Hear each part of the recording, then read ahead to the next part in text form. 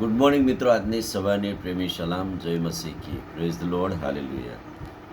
મહિનાના અંત દિવસને માટે પ્રભુનો આભાર, અને એ જ પ્રમાણે નવા સપ્તાહને માટે પ્રભુનો આભાર.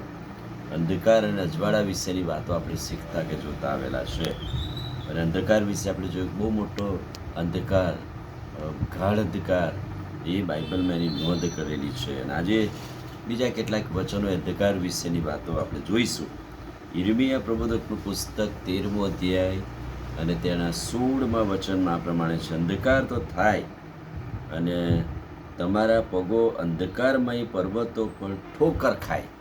એટલે કે અંધકાર હોય એટલે ઠોકર ખવાય, અને તમે અજાણ્યાની પાછળ જાઓ છો. તેટલામાં તેને બદલે યહોવા જે તમારી પરથી ઘોર અંધકાર દૂર કરે છે, અને એ ઘોર અંધકાર તમારા પર આવે તે પહેલાં યહોવા તમારા દેવને મળો, કે દેવને અપનાવો. એટલે કે ઘોર અંધકારમાં ઠોકર ખાવ એ અગાઉ ઈશ્વર પ્રભુ જે આપણું અજવાળું છે, એ અજવાળાના પ્રકાશમાં તમે આવો, એમ પ્રભુનું વચન કહે છે.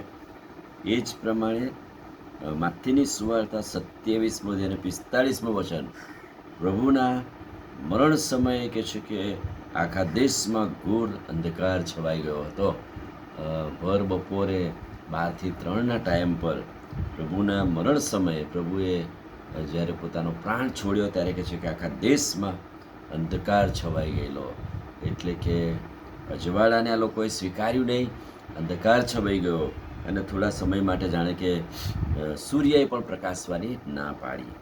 માથીની સુવાર્તા 8મો અધ્યાય અને 12મું વચન: બહારનો અંધકાર, જેઓ પ્રભુને ઓળખતા નથી અને જેઓ પ્રભુથી દૂર છે, તેઓને માટે પ્રભુનું વચન કે તેઓને બહારના અંધકારમાં નાખી દેવામાં આવશે, જ્યાં તેમને રડવું અને દાંત પીસવું થશે. બહારનો અંધકાર એટલે નર્ક, નરકાગ્નિની વાત. જેઓ પ્રભુના માર્ગમાં ચાલતા નથી, પ્રભુની પાસે આવતા નથી અને પ્રભુને ઓળખતા નથી, તેઓને માટેની વાત છે. હવે આ અંધકાર અજવાળું જેમ આપણા શરીર પર, જીવન પર અસર કરે છે, એનો ઉપદેશ આપે છે, એમ અંધકારની પણ અસર આપણા જીવનમાં હોય છે. અંધકાર થાય છે એટલે આપણે આરામ કરવાનો, સૂઈ જવાનું, કામ બંધ થઈ જાય, જાણે બધું સ્ટોપ થઈ જાય.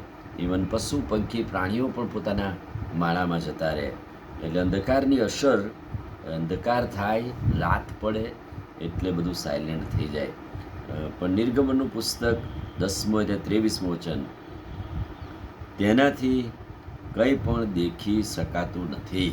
એવો અંધકાર કે જે અંધકાર કે છે આપણને દેખાય નહીં, અને દેખાય નહીં એટલે કામકાજ બંધ રહે અને આપણે પોતે આરામ કરીએ કે સૂઈ જઈએ.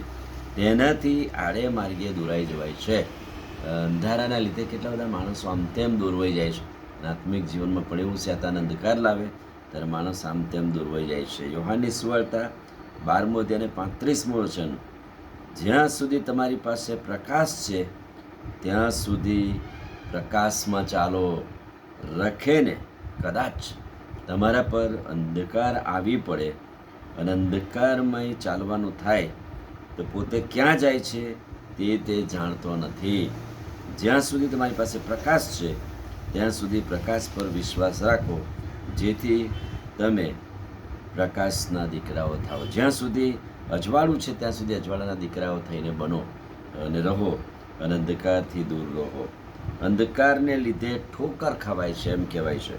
યશાયા 59:9 અને 10મું વચન એમ કહે છે કે અમે અજવાળાની આશા રાખીએ છીએ, પણ ઘોર અંધકારમાં આવીએ છીએ, અને અંધારામાં ભીતને હાથ અડકાડીને ચાલીએ છીએ, અને બપોરે કહે છે ઠોકર ખાઈએ છીએ. એટલે અંધકાર એ ઠોકર ખવડાવે છે. આપણે ઘણી બધી વાર અંધકારમાં ઠોકર ખાઈએ છીએ, પડી જઈએ છીએ, આડાવડા રસ્તે ચડી જઈએ છીએ. એટલે અંધકારની જે અસરો છે એ જીવનમાં, આત્મિક જીવનને પણ એ અસર કરે છે. પ્રકાશના જ્વાળાને છોડીને આપણે અંધકારમાં જોઈએ ત્યારે આ પરિસ્થિતિ સર્જાય છે. આમીન પ્રાર્થના કરી.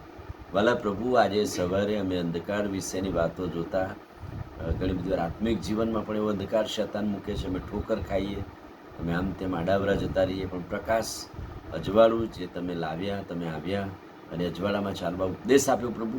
અમે આભાર માનીએ છીએ, પ્રકાશના દીકરાઓ બનીને તમારો મહિમા કરીએ. પ્રભુ ઈસુના નામમાં માંગીએ છીએ, સાંભળો ને માન્ય કરો.